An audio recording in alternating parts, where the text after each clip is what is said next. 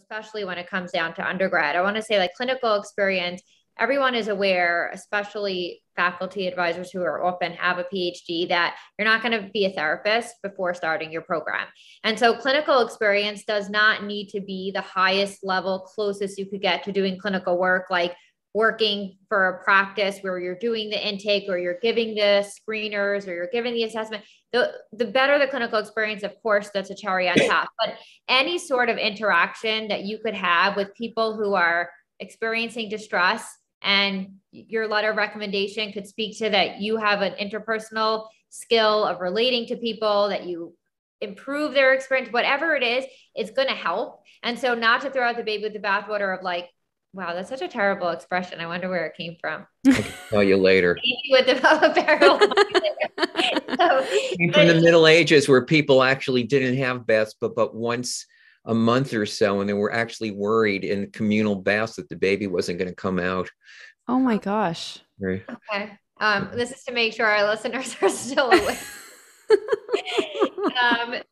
But really thinking creatively. So like it could be, I wouldn't say like being a day camp counselor is like a great clinical experience, but showing if you're applying to work to a doctoral program where you're applying to a mentor who works with kids and you want to have an indication, you want to show them that you actually work well with kids, then that would be relevant. So not to get super like kind of pretentious about how good does this clinical thing sound, but could you show that you have these skills? Mm-hmm. And I had one other thought that will come back to me. Let me go back to something, because I think maybe we're assuming, and should be more explicit, that very few programs are going to take people straight from their undergraduate years. So we're talking about, doing this and this as undergrads. And yeah, you more I think about it, it's going to be hard to learn how to write a grant as an undergrad, not impossible. But many programs, prefer people with at least a couple of years of post-BA experience. And a lot of the stuff that we're talking about is probably far more likely to happen, after you graduated with your BA, getting involved in research at some, local hospital or volunteering, in some graduate program near you before you even apply.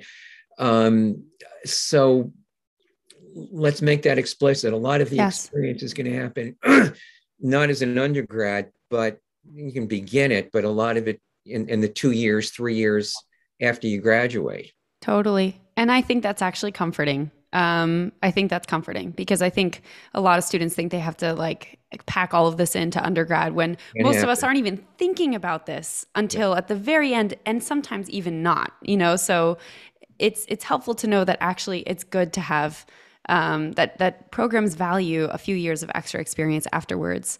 Daisy, yeah.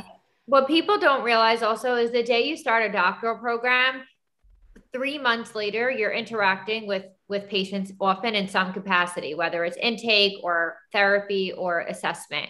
And so programs are looking for people who have some lived experience, because coming straight out of undergrad and then being a therapist the next day is not impossible. It's just extremely rare because yes, like I started the program when I was 27 or 28, and I thought I was going to be like the oldest, and I'm the median. Like there are two, so it's like, actually I'm one of the younger. So it's like it's not a bad thing to take your time and get some experience.